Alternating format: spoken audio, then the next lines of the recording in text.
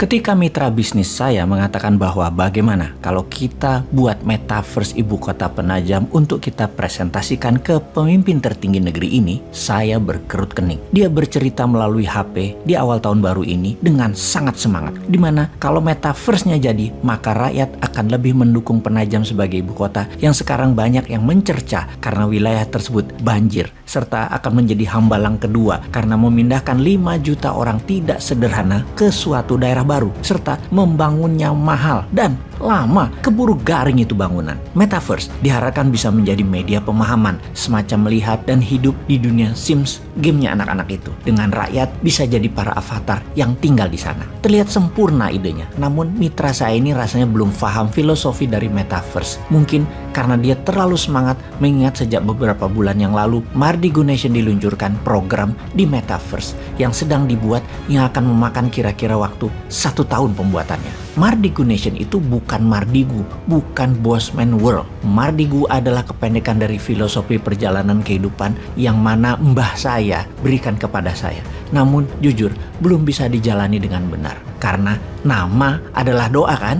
Jadi yang penting sudah ada niatnya, sudah ada doanya. Mardigu aslinya adalah kependekan dari Margi Dining Gusti. Margi itu jalan, Gusti itu Allah. Arti sederhananya adalah jalan menuju Tuhan atau tarekat. Mardigu Nation adalah negara berjalan menuju Tuhan dan paling gampang mengajarkannya dengan experiencing, yaitu menggunakan metaverse. Dengan istilah lain, Mardigu Nation adalah Mardigu First, Mardigu Universe, dunia berjalan menuju Tuhan. Filosofi dari dunia metaverse adalah membuat dunia nyata yang saat ini kita tinggali, the real world, hanya sebagai tempat hidup, tempat yang sehat atau living space yang sehat. Kita hidup, makan, bekerja, menjadi dunia ini menjadi lebih luas. Namun 2 hal yang akan pindah ke metaverse yaitu dunia administrasi, dunia bisnis seni art, teknologi, dan perdagangan. Dan yang tertinggal di dunia nyata adalah rumah sakit, kesehatan, kafe, resto, gudang, pertanian, industri. Namun gedung kantor yang administratif akan musnah pindah ke metaverse. Alias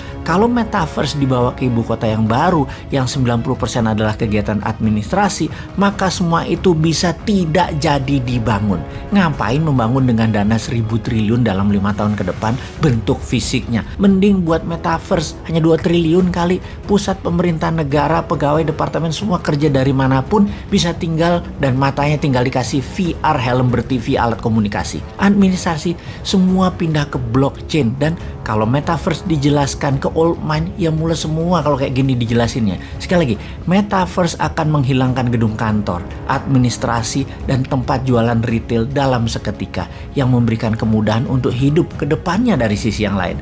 Jadi mulai paham ketika kita mengatakan Penajam tak perlu dibangun sebagai pusat pemerintahan secara masif fisiknya, buat saja secara digital. Ini akan menohok old mind. Namun kalau old mind berani berubah menjadikan metaverse versinya, maka Indonesia akan menjadi negara pertama di dunia yang pusat pemerintahannya 100% digital. Itu sangar namanya. Oke deh sahabat, banyak yang masih wagu atau gamang dengan metaverse yang mungkin 10 tahun lagi baru bisa jadi secara nyata dan real. Jadi ingat-ingat seperti beli Bitcoin di tahun 2010. Kalau kamu punya $100 beli di tahun 2010, maka di tahun 2021 kemarin nilai uang kamu adalah $12 juta. Benar, naik 120.000 kali. Metaverse saat ini itu masih early adapter. Mau ambil peluang di metaverse atau masih mau bikin fisiknya itu di Penajam, ya monggo. Semua ini nanti Anda kok yang dicatat dalam sejarah ke depannya, bukan kami. Kami mah punya usulnya revolusioner. Jadi balik ke metaverse yang Mardigu Nation yang akan pakai emas alat tukarnya. Emasnya dinaran tentunya. Dan akan kita mulai dari Bali First dalam Mardigu Nation Universe untuk menjadi pemahaman sahabat supaya Indonesia nanti punya universe di metaverse. Diawali dengan Penajam First, maka ini adalah penjelasan singkat apa itu metaverse agar Anda semua nggak pusing-pusing lagi dengan apa sih itu metaverse. Ini penjelasan sederhana ala Bosman. Di cara lama, bisnis dan kehidupan itu ada 1. Pasar atau tempat komunitas jual beli. 2. Pelaku pasar yaitu penjual dan pembeli. 3. Transaksi atau penjualan dan pembelian. 4. Catatan transaksi atau dokumen pembukuan. 5. Alat tukar atau mata uang atau currency. 6. Dagangan, barang yang dijual beli. Jadi kemudian di metaverse bagaimana? Di metaverse itu begini. Metaverse itu adalah pasar living space-nya.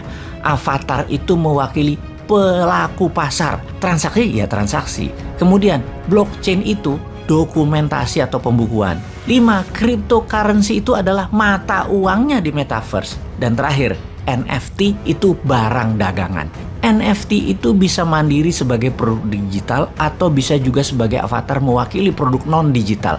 Sementara avatar itu adalah Anda yang dilengkapi dengan kecanggihan AI. Jadi bayangkan kalau manusia Indonesia di Penajam First adalah para avatar yang pada akhirnya bisa membuat dirinya di dunia nyata menjadi manusia unggulan beneran. Karena dalam pikiran bawah sadar manusia, mereka tidak mengenal apa itu reality, apa itu imajinasi, yang kemudian oleh Walt Disney dikatakan, "My imagination create my reality." Selamat datang masa depan.